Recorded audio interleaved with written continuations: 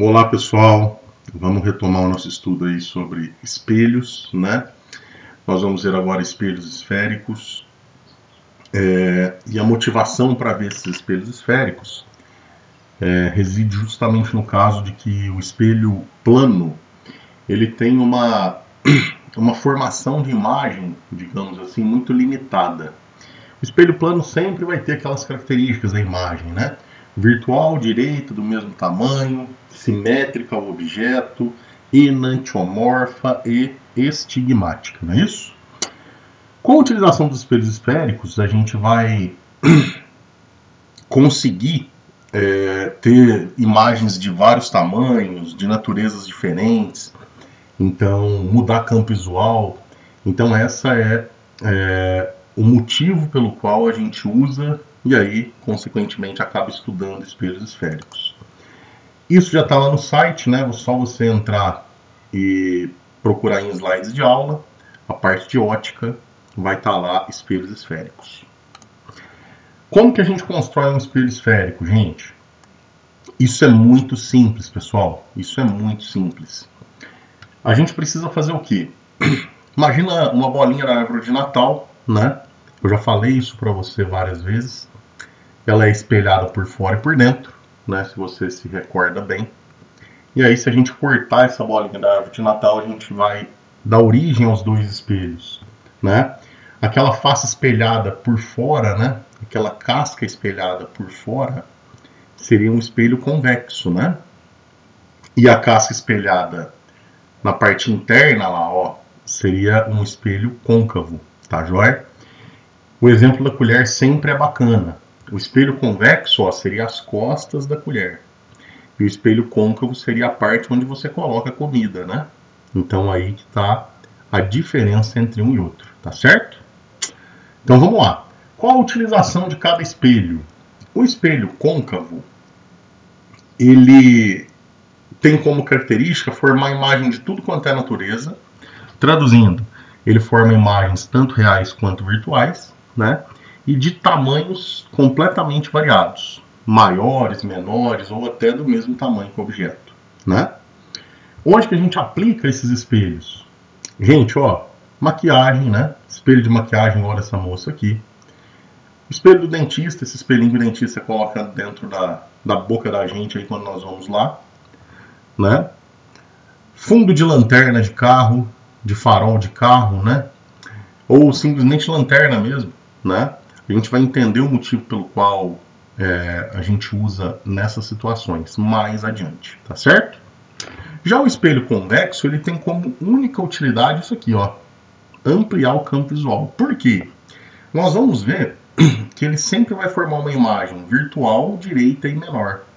Como a imagem formada é menor que o objeto, cabe mais coisas para ele refletir. Então, consequentemente, ele consegue ampliar o campo visual. Eu consigo ver mais coisa através dele, né? E aí a utilização dele está sempre aí, ó, retrovisor de veículos maiores, né? Na saída de alguns estacionamentos, garagens de prédios, essas coisas a gente costuma colocar também para ampliar o campo visual de quem está saindo pela garagem, né?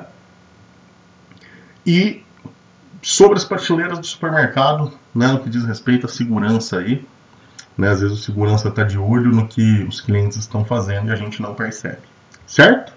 Então essas são as utilizações principais. Como que nós vamos representar esses espelhos de forma esquemática? Na hora de resolver o exercício, é bem simples. Nós vamos colocar o espelho desenhado dessa forma, e aí eu sempre peço para o menino ou para a menina ficar atento nesses risquinhos aqui, ó. Tá vendo, ó? Esses risquinhos, ó. Eles indicam as costas do espelho. Traduzindo, o lado oposto a esse risquinho é a face espelhada. Então, lá, ó, o risquinho aqui fica nas costas do espelho, então a face espelhada é essa, logo esse espelho é côncavo. Esses risquinhos ficam na parte de trás do espelho, então essa é a parte espelhada, ó. Então isso aqui é um espelho o quê? Convexo, tá certo? O que nós precisamos ver agora? Existem pontos geométricos nos espelhos, pessoal, que são de extrema relevância para a gente entender o comportamento da luz em relação a cada espelho, e isso vai interferir diretamente na formação da imagem. Então, antes da gente prosseguir, nós precisamos dar atenção especial a esses lugares geométricos, esses pontos geométricos importantes, tá? Então você vai ver que os pontos são iguais nos dois espelhos, né? Isso vai estar muito bem explicado aí nos slides adiante, né? Então eu vou passar para você agora. Presta atenção. Aqui eu tenho a representação do espelho côncavo, ó. Repara nos risquinhos, né? Sempre na face oposta à face espelhada, né? E aí o que eu tenho? É lógico que você vai imaginar que esse espelho côncavo, gente, é como se fosse uma tampinha da laranja, né? Você tem uma esfera, né? Uma esfera que dá origem a esse espelho côncavo, né? Isso aqui eu só cortei um pedaço dessa esfera. E aí, eu traço uma linha imaginária, imaterial, traduzindo. Essa linha não existe, você não vai ver essa linha, né? Mas é uma linha de referência para você que corta o espelho no meio, né? É uma linha simétrica, né? Que divide o espelho de forma simétrica, a gente chama essa linha de eixo principal. O ponto onde essa linha que você traçou cruza o espelho, a gente chama de vértice. Ah, Rafão, beleza. Esse centro de curvatura seria o centro da esfera que deu origem ao espelho esférico. Ah, como assim? Vamos adiantar alguns slides e depois a gente volta. Olha só, ó. Então lá, a laranja está inteira, eu cortei só um pedacinho dela. Mas esse ponto ó, é o centro da esfera que deu origem a esse espelho esférico, certo? Você pode perceber que tudo que eu estou te explicando está aqui, ó, né? O que é o vértice do espelho, o que é o centro de curvatura, o que é o foco e tal. Mas para não ficar indo e voltando, eu vou te explicar lá, depois você lê com calma, na hora que você tiver com os slides com você, certo? Então vamos lá, ó. O centro de curvatura, então, é o centro da esfera que dá origem ao espelho esférico. Obviamente, ele está em cima do eixo principal, essa linha de referência, essa linha imaginária que você traçou. O foco, pessoal, seria o ponto médio entre o centro de curvatura e o vértice, tá? Então, se ele é o ponto médio, significa que a distância do foco até o vértice é igual à distância do foco até o centro de curvatura. Como que nós vamos chamar essas distâncias? De Fzinho, distância focal, né? Então, do foco até o vértice eu tenho uma distância focal, do foco até o centro de curvatura eu tenho outra distância focal, tá? Dessa maneira, eu percebo que a distância do centro de curvatura até o vértice, que seria o raio de curvatura, né? O raio dessa esfera que deu origem ao espelho, sempre será o dobro da distância focal. Então, isso aqui a gente tem que ter extrema atenção, gente. O raio de curvatura sempre é o dobro da distância focal. Correto? Então, toma cuidado, hein? Você vai notar que no espelho convexo eu tenho as mesmas distribuições, as mesmas distâncias, tudo isso de forma muito parecida mesmo. A única diferença, qual que é? Eu já vou adiantar lá na frente os slides, porque eu já te expliquei isso aqui tudo, né? A única diferença está aqui. É que no espelho côncavo, esses pontos, ó, centro de curvatura e foco, eles estão na frente da face espelhada. Enquanto que no espelho convexo, eles vão estar onde? Lá atrás. Então, muito cuidado, gente. O espelho côncavo, os pontos estão na frente da face espelhada. E no convexo, eles estão o quê? Atrás da face espelhada.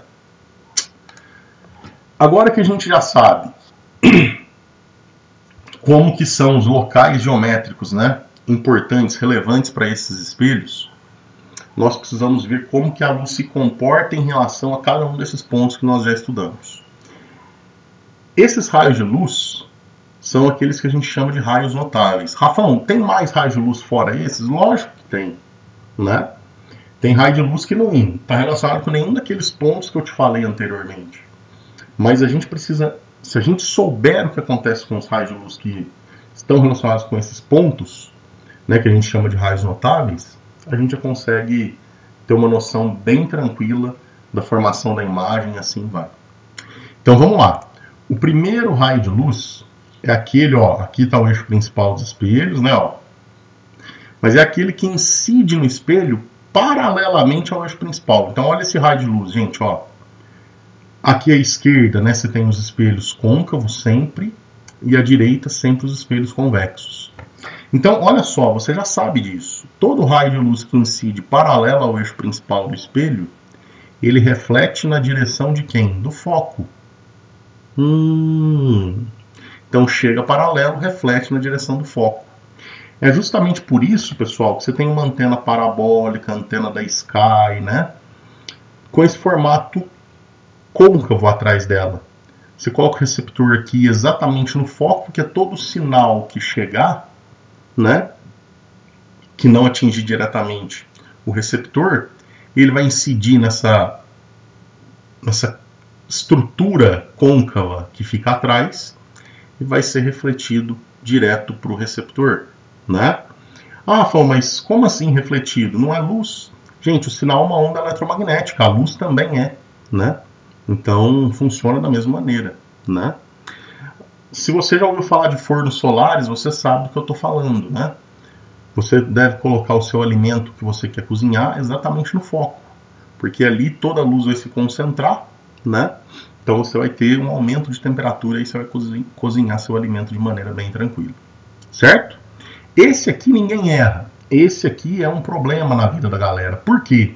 Porque no espelho convexo, esses pontos estão atrás da superfície espelhada. Então o raio de luz não vai ter como cruzar esses pontos. Mas ele não deixa de refletir na direção do foco. Ó.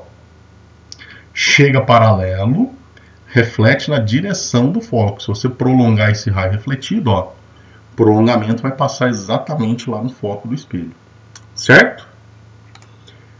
Aí tá só uma representação direta para você, né, para você ver que realmente acontece dessa forma, tá certo? O segundo caso é aquele que está relacionado com a reversibilidade dos raios de luz. Se todo raio de luz que incide paralelo reflete na direção do foco, todo aquele raio de luz que incidir no espelho na direção do foco tem que sair como? Paralelo ao eixo principal. Então o caminho de ida é igual ao caminho de volta. Joia? Quem está sentindo falta do assovio, tá aí o assovio, né? Ó. Então, o caminho de ida é igual ao caminho de volta, tá? Repara que essa situação nos ajuda a entender por que fundo de retrovisor de automóvel, de retrovisor não, perdão, fundo de farol de automóvel, né? Fundo de lanterna tem esse formato côncavo. Porque nós colocamos a luz exatamente no foco. A parte da luz que for emitida para trás, ela vai refletir no espelho e vai sair como? Direcionada para frente, né? Então eu vou conseguir direcionar a minha luz na direção que realmente é necessária para ser iluminada, né?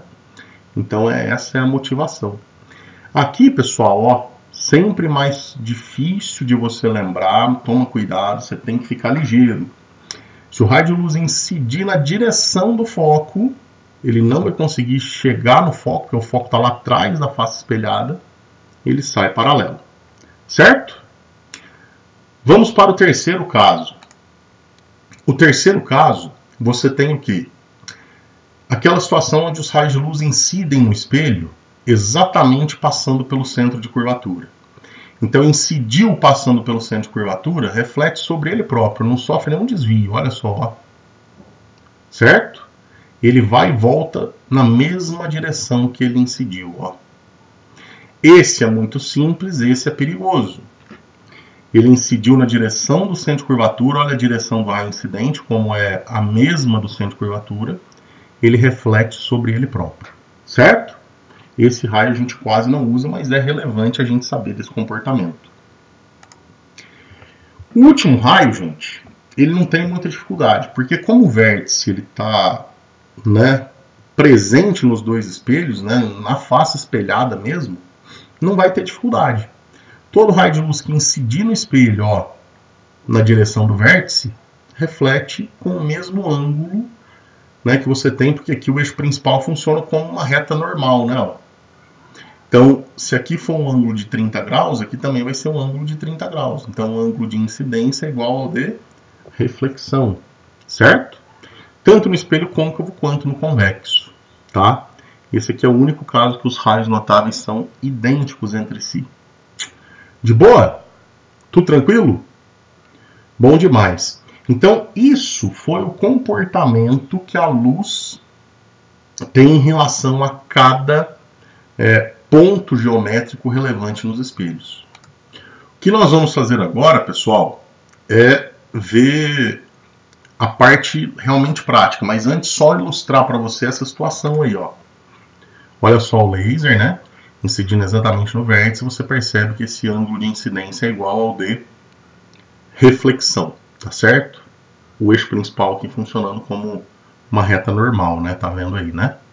Bom demais. Agora, o que nós vamos fazer? Nós vamos colocar objetos na frente dos espelhos, né?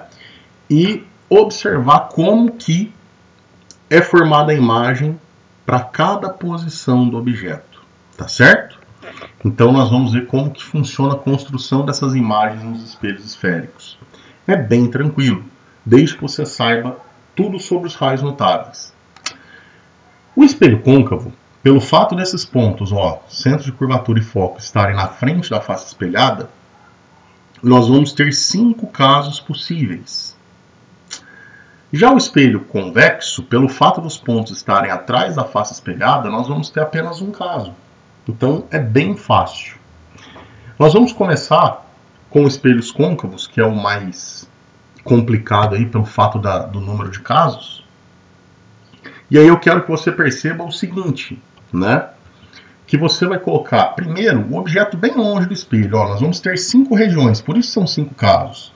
Antes do centro de curvatura, em cima do centro de curvatura, entre o centro de curvatura e o foco, em cima do foco e entre o foco e o vértice. Então, estão aí os 5 casos para você, tá? Então, o primeiro caso é o objeto bem longe do espelho, ou seja, antes do centro de curvatura. Nós vamos desenhar, ó, o pé do objeto está sobre o eixo principal do espelho, e aí, pela ponta do objeto, eu traço 2 raios de luz, 2 dos notáveis. Poderia ser qualquer um daqueles 4 que eu te passei, mas eu estou traçando esses 2 por facilidade. Pela ponta do objeto, ó, eu traço um raio incidindo no espelho paralelamente ao eixo principal, então ele tem que refletir na direção do foco. Esse outro, ó, incide, ou passa pela ponta do objeto, incide na direção do foco, ele tem que refletir como? Paralelo ao eixo principal. Você nota, pessoal, que este raio de luz refletido e este, eles estão se cruzando nesse ponto.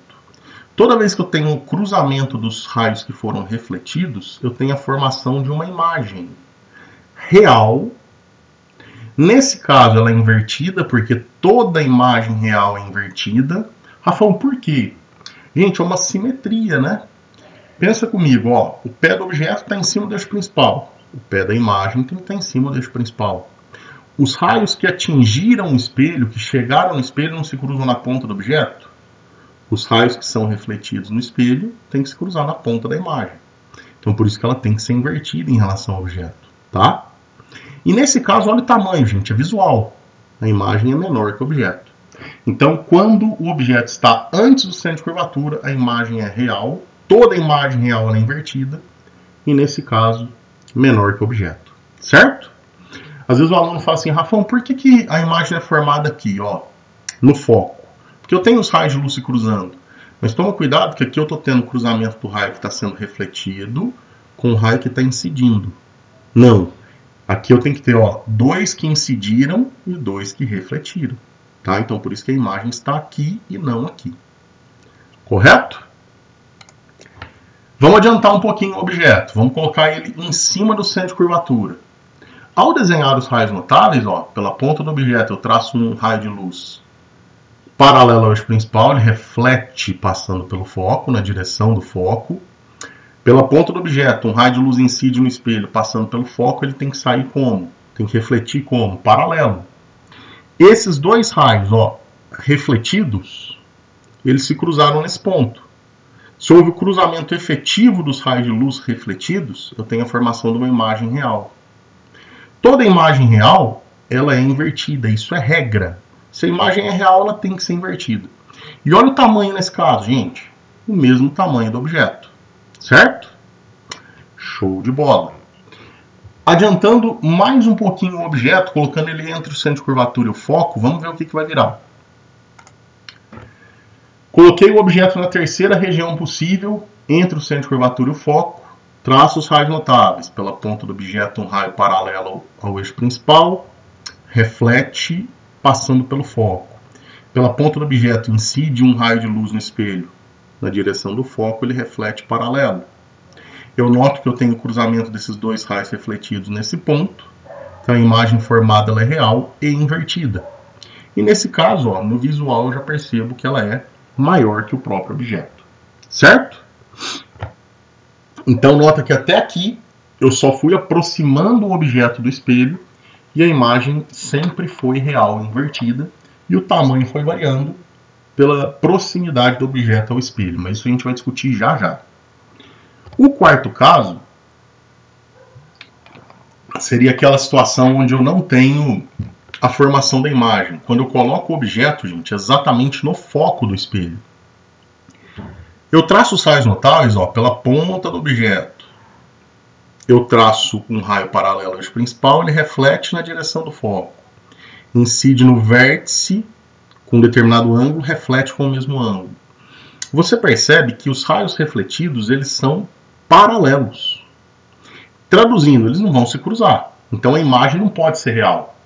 Rafael, se os raios de luz efetivamente não se cruzam, a gente tenta cruzar os prolongamentos deles. Se eu cruzasse, ou se eu tentasse traçar os prolongamentos dos raios refletidos, os prolongamentos também seriam paralelos. Então eu não ia ter o cruzamento nem dos raios refletidos e nem dos prolongamentos dos raios refletidos. Então eu não teria a formação da imagem, por isso que a gente fala que essa imagem é imprópria. Tá certo? Devido ao eixo, ao feixe de luz cilíndrica, né, onde eles são paralelos entre si. Os raios de luz são paralelos entre si, por isso que a gente chama isso de impróprio. Tá certo? O quinto e último caso seria aquele caso do espelhinho do dentista, do espelho da maquiagem, né? Onde você deve colocar o seu rosto entre o foco e o vértice. Porque aí você vai ter uma imagem com essas características, ó. Quem nunca foi numa ótica, né, experimentar um óculos, seja ele de grau ou de sol, e viu o rostinho do tamanho de uma bolacha traquinas aí, né, gente? Então toma cuidado. Então, quinto caso, o objeto está entre o foco e o vértice do espelho. Se você traçar os raios notáveis, ó, pela ponta do objeto, um raio paralelo ao eixo principal, ele reflete na direção do foco. Esse incide no vértice com um determinado ângulo, reflete com o mesmo ângulo. Você percebe que esse raio refletido e esse, eles não vão se cruzar, eles estão se afastando. Porém, os prolongamentos se cruzam. Opa, se houve cruzamento do prolongamento dos raios de luz, a imagem não é real mais. Se é cruzamento de prolongamento, a imagem é virtual. Toda imagem virtual é o que, gente? Direita. E nesse caso, maior que o objeto. Certo? Então a imagem é virtual, direita e maior que o objeto. Tá joia? O que eu quero que você perceba? Rafael, eu vou ter que decorar todos esses casos? Não. É melhor você entender todos esses casos. Então, ó, esse slide vai explicar justamente o que eu vou te falar agora, só que eu vou voltar nos desenhos para poder te falar isso, tá certo? Eu quero que você perceba que o foco, ele é um divisor de águas na vida da formação da imagem. Por quê? Por qualquer posição que eu coloque o objeto, ó, antes do foco, ó, a imagem sempre é real e invertida. E note uma coisa, do primeiro ao terceiro caso, ó, à medida com que eu vou aproximando o objeto do espelho, ou aproximando do foco, a imagem ela vai ficando cada vez maior, ó, né? E cada vez mais distante. Então é sempre assim, até o foco, qualquer posição que eu colocar, a imagem é real invertida, e à medida com que eu aproximo o objeto do espelho, a imagem vai ficando maior e mais distante do espelho. Tá certo? Sobre o foco, eu não tenho a formação da imagem. né? E eu passei do foco, né? Eu mudo a natureza da imagem. Então é por isso que a gente costuma falar que o foco é um divisor de águas, né? Para qualquer posição do objeto antes, a imagem tinha natureza real. Passei do foco, a natureza da imagem já é virtual. Beleza? Tomem cuidado com isso, hein? Tomem cuidado com isso. Tá nesse slide explicadinho. Para a gente poder encerrar essa primeira parte, o único caso para espelho convexo, visto que os pontos geométricos importantes estão atrás da face espelhada, então não faz diferença onde eu coloque esse objeto, né? A gente vai perceber que eu sempre vou ter a imagem com as características que a gente vai ver agora. Então, coloquei o objeto aqui, ó, na frente do espelho, a base do objeto, o pé do objeto em cima do eixo principal. Esse raio de luz incide paralelo ao eixo principal, reflete na direção de quem? Do foco. Então, chegou paralelo, reflete na direção do foco. Olha lá, ó. Repara a direção aí pontilhada desse raio refletido. Olha esse outro. Incidiu no vértice, reflete com o mesmo ângulo de incidência, né? Então, esse ângulo igual a esse ângulo. Rafão, tudo bem. Esse raio e esse raio refletidos nunca vão se cruzar. Eles estão se separando. Mas os prolongamentos, ó, você percebe que eles se cruzam. Então, você vê de cara que se ocorre um cruzamento de prolongamento dos raios de luz, a imagem vai ser o quê? Virtual. Toda imagem virtual, pessoal, é direita e nesse caso ela é menor que o objeto. Além disso, é uma característica que poucos lugares trazem. Essa imagem sempre vai ser formada entre o foco e o vértice, sempre nessa região, tá certo? Então, o espelho convexo, para qualquer local que eu coloque objeto, isso aqui você tem que decorar. A imagem vai ser virtual, direita e menor. Tá joia? É só você lembrar da sua infância, você aproximando o seu rostinho da bolinha da árvore de Natal. Eu tenho certeza que você vai lembrar dessas características aqui. Virtual, direita e menor. Para a gente encerrar essa parte geométrica, né, da construção das imagens, eu quero que você observe o seguinte. Toda vez que a imagem for real, traduzindo, o objeto sempre vai ser real, né? Mas toda vez que o objeto e a imagem forem reais, eles estão do mesmo lado do espelho, ó. Os dois aqui, ó, estão na frente da face espelhada. Agora, toda vez que o objeto for real e a imagem formada for virtual, a imagem virtual vai estar atrás do espelho. Então, isso é uma característica de espelho, inclusive, pessoal. Toda imagem virtual de espelho está atrás da face espelhada, seja ele de qualquer espelho que você estiver estudando. Espelho plano, espelho esférico, tá certo?